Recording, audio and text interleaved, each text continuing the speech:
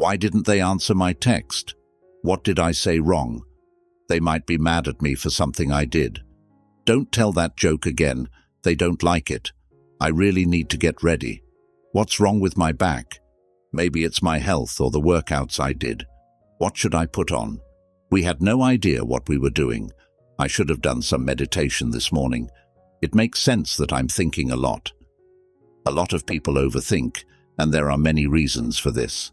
In this video, I'll use Stoic philosophy to show you how to stop overthinking in a really useful way.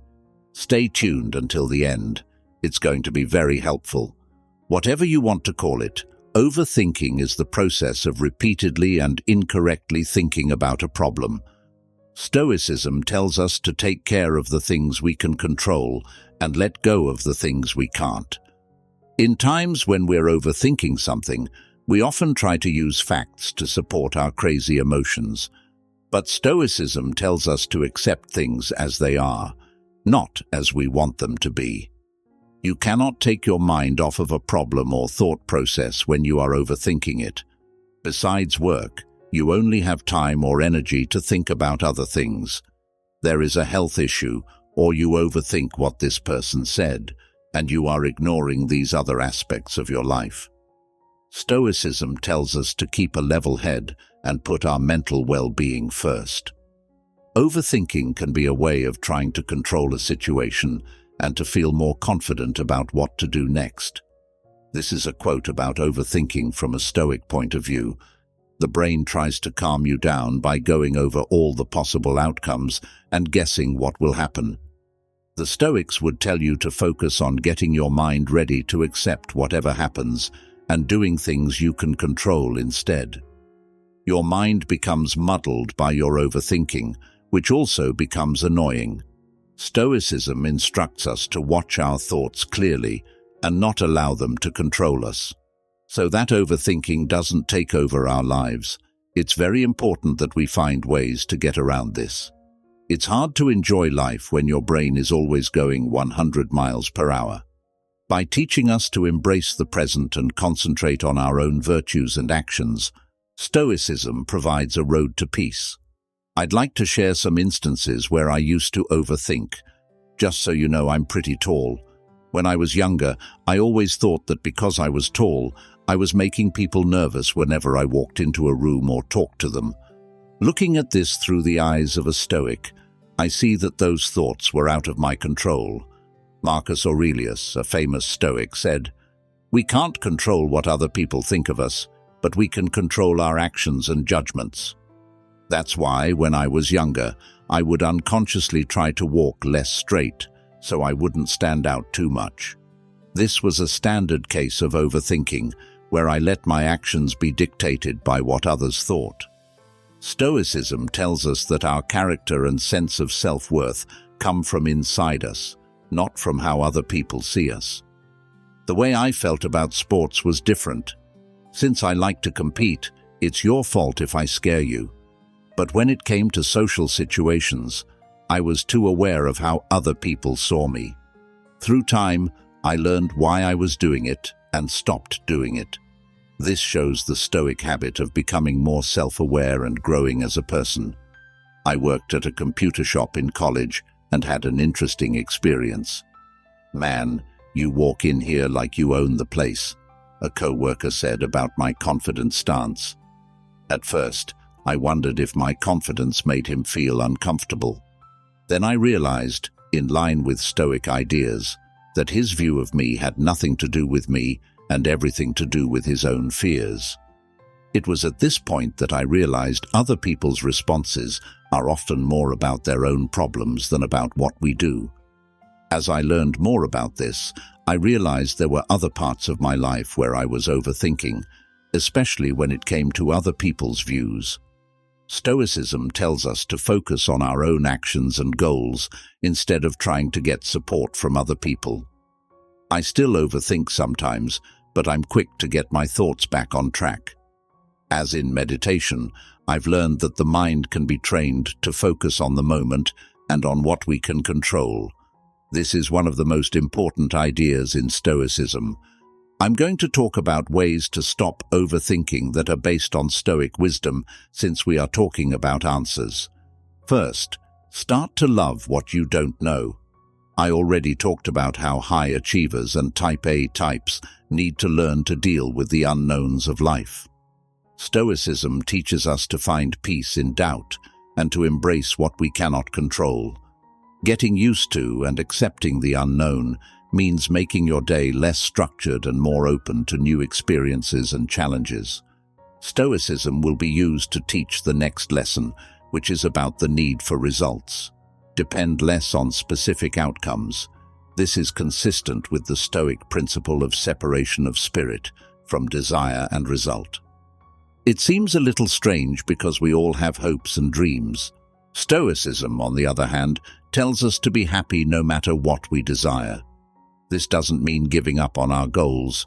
It just means not letting them take over our lives. The third point is to learn to enjoy failing and making mistakes. Stoicism sees setbacks as chances to learn and become better people. Many people today don't want to fail, which means they miss out on important lessons and opportunities to grow. Accepting loss is a good way to build character, grit, and respect. This fits with the Stoic idea that the best thing about us is our character. When it comes to my own experiences, such as running this YouTube page and my business, I wouldn't have been successful without embracing loss. Failure not only keeps you grounded, but it also makes you value success more. We learn to value what we have and what we want to achieve by going through the opposite of what we desire. This philosophy has helped me grow because I've learned from many mistakes and successes. Now, talking about psychology on camera is like breathing to me. Finding your triggers is the next thing you need to do to stop overthinking. Think about what the ego does in this process. Stoicism tells us to pay attention to our actions and goals instead of how other people see us and who they are. For example, a father might overthink being late to his son's basketball game, not just because he's late, but also because it makes him question his image as an amazing dad. In this situation, Stoicism would tell us to look at our own opinions and values instead of sticking to our outside identities. The reputation of an athlete as a great athlete is frequently more important than the game itself when they overthink a game. Stoicism tells us to be open to the idea that we might fail and to accept that we are not perfect. In a strange way, this understanding can help us do better because it frees us from the weight of our egos. It's important to figure out how your overthinking is connected to your ego. If you think of yourself as a high achiever, it can be upsetting to overthink the possibility of not meeting this standard. Stoicism says that everyone needs to rest, even people who do a lot, and that our worth is not just based on what we accomplish. Next, change the way you're thinking about what you're overthinking. One important Stoic technique is reframing, which means seeing things from a different angle. For instance, instead of saying, "I'm an overachiever," you could say, "I do very well in things." This small change in point of view helps us see that life is complicated and that we can't always fit into one identity. Figure out what a CEO or a sociology master does. In some situations, they play these parts, but when they're not in those situations, they're just normal people with different hobbies and duties. It can help to stop overthinking if we remember that we have different roles to play in different settings. Stoicism tells us that we are more than our jobs and titles. We are complicated people with a wide range of strengths and weaknesses. Realizing and accepting this can be freeing and help you deal with overthinking better. Next, you might want to try what I call feeling meditation. Being able to feel the emotional effects of overthinking without judging them is similar to the idea of Stoic mindfulness. Often, our thoughts gain strength when we feel connected to them. The Stoics teach us that what bothers us is not what happens, but how we think about it. We can gain perspective and lessen the effects of our feelings and thoughts by relaxing and watching them without judging them. This exercise can help your mind become calmer and more peaceful. I suggest that you use guided meditations, preferably ones that use binaural beats. You can easily find these on sites like YouTube. Alpha binaural beats are especially good for slowing down a mind that is too busy. Beta brainwaves, which happen during busy, aware processing, are linked to the racing thoughts that come with overthinking. Alpha brainwaves, on the other hand, are linked to calm and meditative states and can help clear the mind. This slower, more relaxed state is consistent with Stoic principles of composure and clear thought. Feeling meditation can help slow down your brainwaves, which can help you feel calm and in control. This is consistent with the Stoic principle of watching and accepting our thoughts and feelings without letting them control us. Last but not least, it's important to chill on the catastrophizing. Stoicism teaches us to tell the difference between things we can control and things we can't. The worst things that could happen are often not only out of our control, but also very unlikely to happen. We can lessen needless worry by accepting that we cannot control everything. Stoicism tells us that we can handle what we fear, and that things are usually not as bad as we think they are.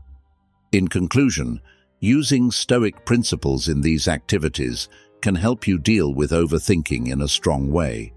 We can develop a more tranquil and logical mindset by accepting what we cannot control, watching our thoughts and feelings without judgment, and realizing the power of our senses. Next, think about the Stoic way of dealing with adversity. You'll change and adapt if the worst-case situation does happen. Stoicism teaches that we are much more adaptable and resilient than we give ourselves credit for. For example, if someone thinks they have hurt their muscle but actually just tore it, they will feel anxious and let down at first. It's normal to feel this way, but Stoicism tells us to focus on how we respond to things instead of the things themselves. What happens to you doesn't matter as much as how you react to it, said the Stoic philosopher Epictetus. What happens after the initial shock and pain? Over time, this new world starts to feel normal. The person may need surgery or time to rest, but they start to get used to their new situation.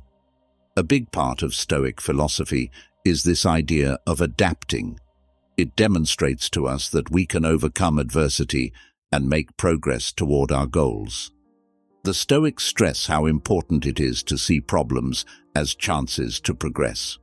To sum up, the Stoic way of thinking is to accept the worst-case scenario, learn from it, and use it as a way to become stronger and more character-driven. The idea is to know that things will get better over time because we can change how we see and react to things.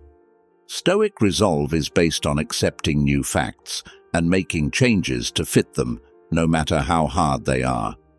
Understanding that overthinking is basically a mind game is a big part of dealing with it. One important thing to remember is not to overthink the overthinking. There are times when this meta-perspective is both enlightening and confusing. Stoicism teaches us to be aware of our thoughts without getting caught up in them. It's okay to admit when you're overthinking, but don't get stuck in the mistake of overthinking about your overthinking. The Stoic principles of mindfulness and non-judgment are consistent with this. From a Stoic point of view, one of the most important things we can do is judge ourselves and others less. Stoicism says that we should think about our own actions and goals instead of judging others. When you lower your standards of judging, you naturally lower your bad emotions and irrational ways of thinking. Remember what the Stoic philosopher Marcus Aurelius said: "We control our own minds, not events that happen outside of us." If you understand this, you will be strong. Mindfulness of language and the power of words are also part of this method. Words are more than just a bunch of letters. They have meaning and energy, and they can have a big effect on how we feel and how others feel. As Stoics believe, our words and thoughts have a big impact on who we are and how we live our lives. So it's important to be aware of what words you use and how they affect other people. Stoicism encourages us to think about our thoughts and words and see if they are in line with our beliefs and virtues. This kind of self-reflection is called awareness. We can better control our tendency to overthink and develop a calmer, more logical mind by engaging in this kind of thoughtful awareness. Next, work on talking to people. Stoicism tells us that it's better to talk to people directly and clearly than to try to guess what they are thinking or read their thoughts. We tend to overthink things when we try to psychoanalyze other people from afar. We don't have to guess or assume as much when we talk to each other directly and ask questions. This gives us perspective and clarity. This practice fits with the Stoic idea that you should be honest and look for the truth through direct experience and questioning. Also, conversation isn't just talking to other people, it's also talking to yourself. This is like the Stoic habit of asking yourself questions. Having a chat with yourself can help you stop overthinking. Ask yourself, why am I doing this? This is a type of Stoic meditation in which you think about your own thoughts and reasons for doing things. Writing in a journal can help with this process because it lets you express and explain your thoughts on paper, which can help you understand yourself better and clear up your mind. When you talk to yourself, you become more in touch with your inner self, which the Stoics call self-integration. When you're in this state, other people's ideas and views don't matter as much because you know yourself so well. This is similar to the Stoic ideal of self-sufficiency. Finally, you might want to say, "It doesn't matter," over and over again. This saying can be very freeing. Stoics believe that many of the things we worry about are out of our control and don't really affect our character or moral choices.